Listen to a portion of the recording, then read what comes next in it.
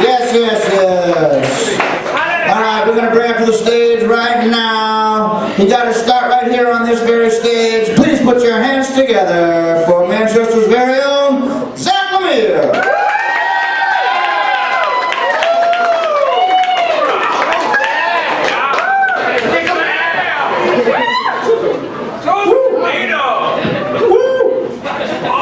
All right, everybody, pay attention. I know you're getting tired. It's getting late. It's joke time. All right. Quick, right? We can do this quick. All right, you guys know about Mark's Show Place? Yeah! Woo! Everybody loves titties. All right. Well, a couple weeks ago, they had a sign up front that said, Sassy Cassie, 2 feet 10 inches, 45 pounds. Are you fucking kidding me? That's like a baby. Why would you hire a baby to get up on stage and just parade around in a diaper? They have fucking stubby fingers, can't even hold on to the pole. You gotta put a little Fisher-Price playset on the fucking stage so they could do the swing set and a little fucking slide down the thing, and it's like, that's not sexy. That's creepy.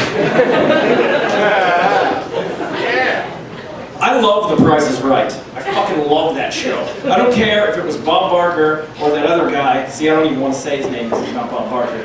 But my favorite part of The Price is Right is the showcase showdown, when they're disappointed.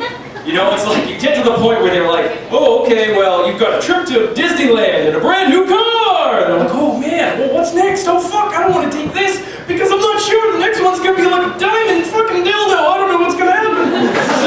So you always see their face and their people are screaming from the fucking thing, take it! And they're like, no, I'm going to pass it on. I'm going to pass it. And he's like, $677,000. And then they go to the commercial, and then the next one's like, this is some terrible arcade games from the 70s and some plaid furniture. And you're like, fuck! And you always get it too, and it's always funny. And they're like, 10 grand. Like, they don't even want to win it.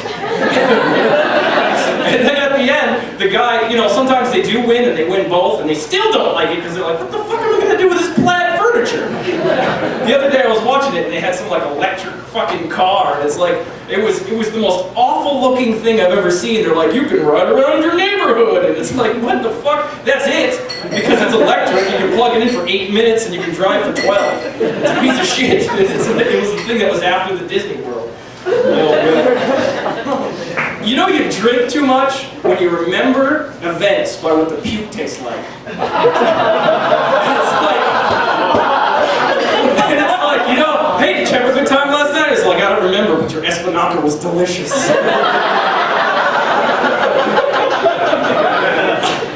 I love Where's Waldo too, you know, and I want to make a new Where's Waldo. I want it to be Where's Waldo's Penis. And I want it to be a whole book full of fucking different variations of what Where's Waldo's penis would be out of his pants. And you go there and you're looking and it's like an hour later, you're like, fuck, I can't find his penis.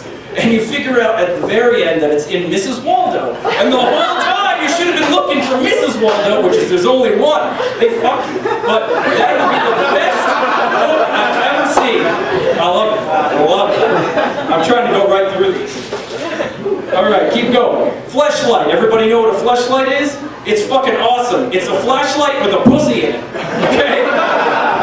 Sometimes they put the asshole with the mouth. It really depends on what your pleasure is, right? I think that is the best invention ever. Okay? That is the greatest discovery since water on Mars. I've gone to every fucking mall in the tri-state area to sit on Santa's lap asking for one of these fucking things because my wife won't get me one. Like, it makes a perfect stocking stuffer. It's fucking all I want for Christmas is a fucking fleshlight. And why didn't I think of putting my dick in a flashlight? Do you know how many fucking flashlights I've had in my hands over the course of my lifetime? And I never thought one time, you know, I could put my dick in this and this could feel fantastic. You know, the guy making the fleshlight, he's like, he's sitting around and he's like, I'm bored fucking everything else. I'm going to try putting this sort of, this half baggie of mayonnaise in the microwave for 5 seconds and stick it in the thing. And I'm like, oh boy, that kind of burns, but it's a prototype, so don't worry about it.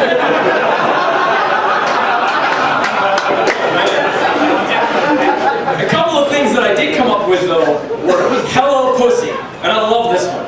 It's a vibrator with a voice recorder in it for women who have husbands that go off to war. So it's like, before you go off to war, you put your little voice in and you're like, oh, you like that? Is that what you like? Oh, you want to take it a little deeper? That's how I'm going to give it to you. And then when you're has this little thing, and it's like she plays it, and it's like, oh, you like that? You like that? Is that what you like? And that inevitably made me think of another one, which I thought would be even funnier, which is Tickle Me Dildo. And there'd be a dildo that was just kind of like a seizure machine, and it would laugh like Elmo. Like,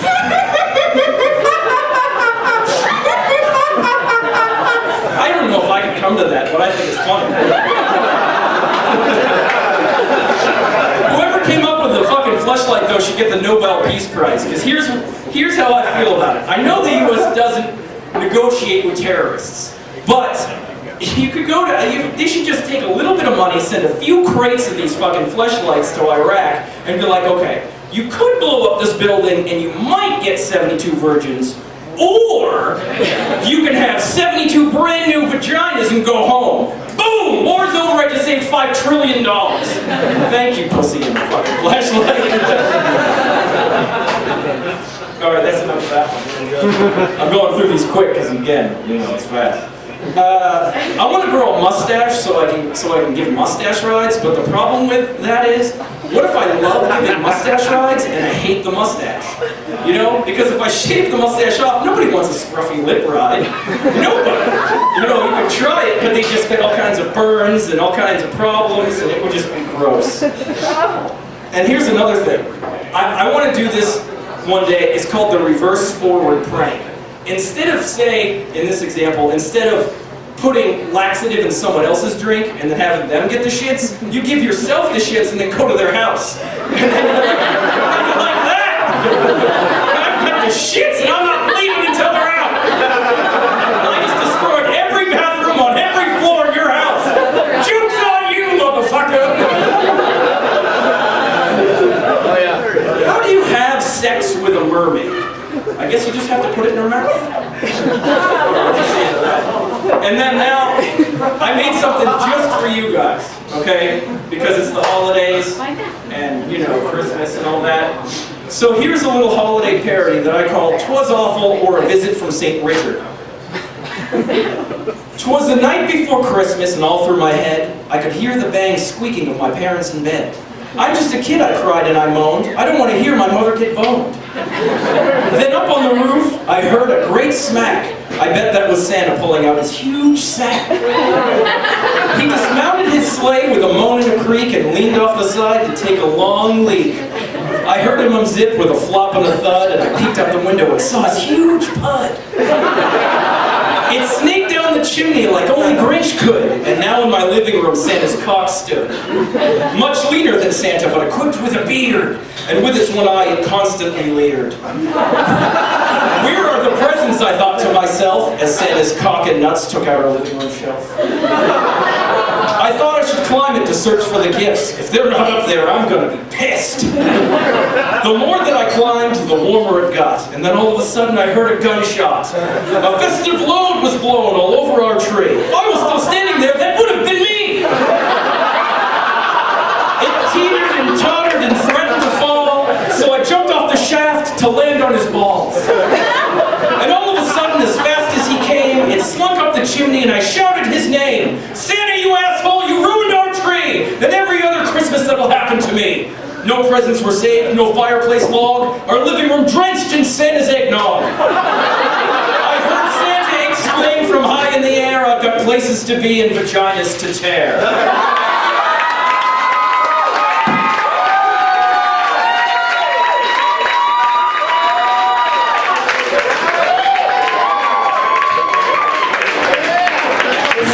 Everybody, watch out for his eggnog.